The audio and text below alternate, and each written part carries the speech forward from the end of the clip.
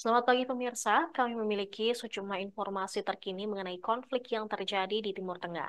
Informasi pertama, Perdana Menteri Israel Benjamin Netanyahu mengatakan bahwa pasukan Israel sudah bersiap untuk melakukan operasi militer di kota Rafah, jalur Gaza Selatan pada Kamis 8 Februari 2024. Netanyahu menjanjikan kemenangan total Israel atas gerakan perlawanan Palestina Hamas dalam beberapa bulan. Populasi di Rafah membengkak menjadi lebih dari 500.000 orang setelah Israel membombardir jalur Gaza Utara dan Tengah. Rafah menjadi tempat terakhir bagi warga Palestina yang mengungsi untuk menghindari pemboman Israel. Namun ternyata nyawa mereka kembali terancam. Netanyahu menargetkan dua kamp pengungsian di Gaza Selatan yang diyakini sebagai benteng terakhir Hamas. Dia mengklaim bahwa pembombardiran jalur Gaza dari utara hingga selatan dapat menghancurkan Hamas.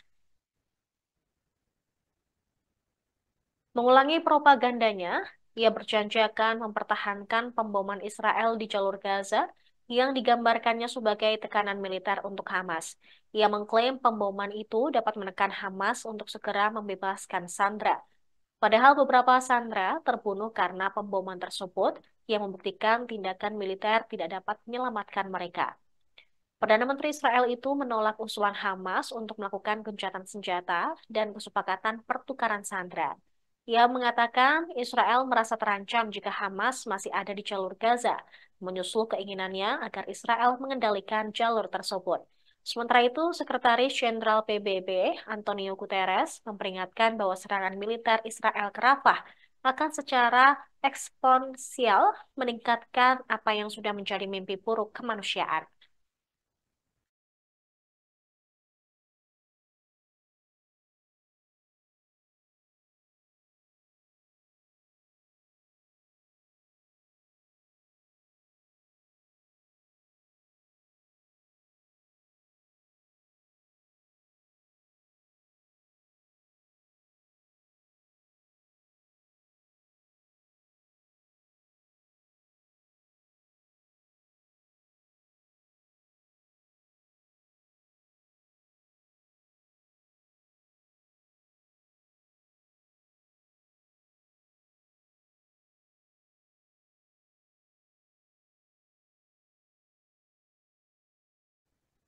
Militer Israel mengklaim sekitar 30 roket ditembakkan ke wilayahnya dari Lebanon pada Kamis malam. Juru bicara militer Israel mengatakan roket tersebut diarahkan menuju wilayah Ain Zaitim dan Dalton di utara Israel. Sebelumnya pada hari Kamis, serangan udara Israel terhadap sebuah mobil di Lebanon Selatan melukai parah seorang pejabat militer kelompok militan Hizbullah yang didukung Iran. Pejabat tersebut terluka parah dan di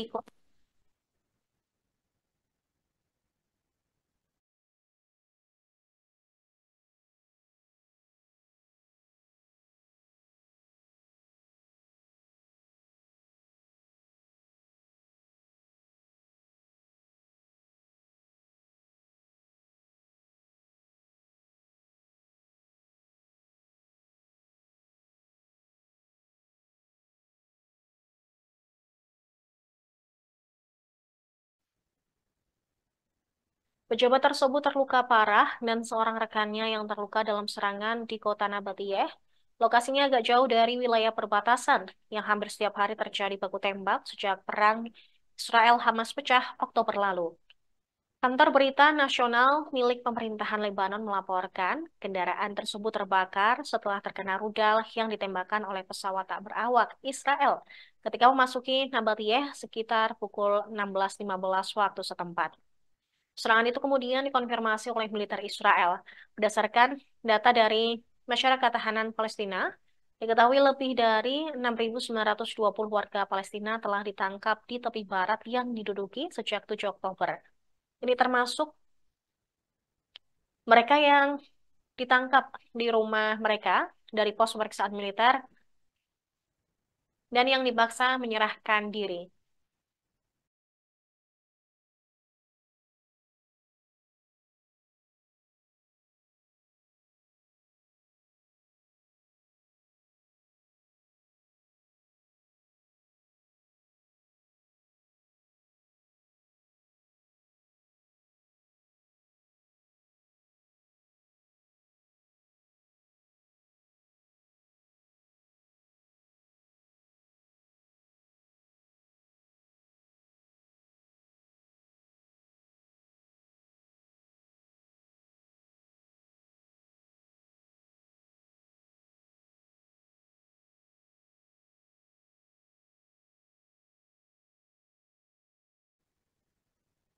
Tentara Israel kembali melakukan serangan di Khan Yunis yang sudah berlangsung selama 2 bulan ini.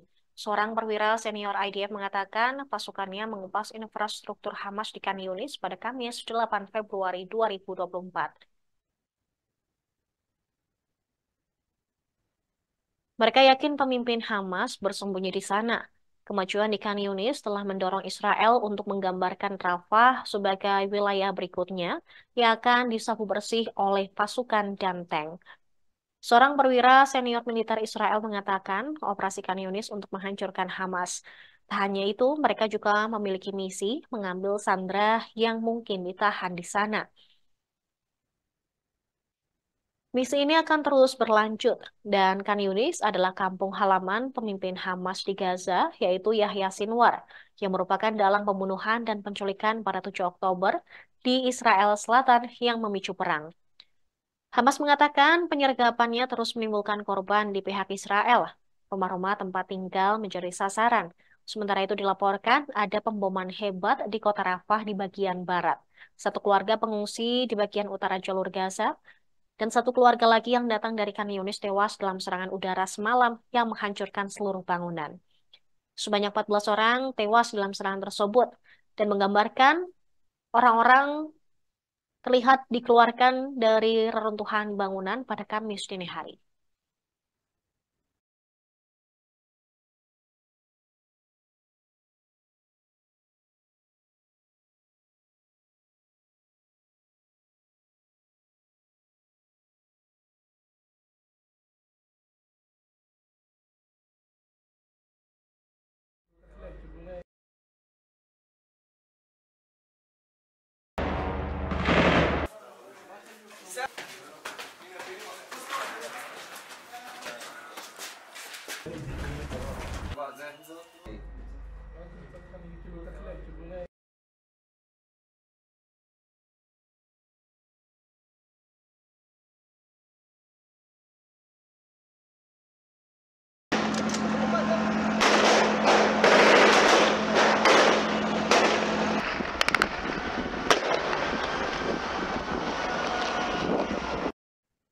Demikian informasi saat ini pemirsa, namun jangan kemana-mana, karena selanjutnya akan ada berbagai program lainnya hanya di Tribun News.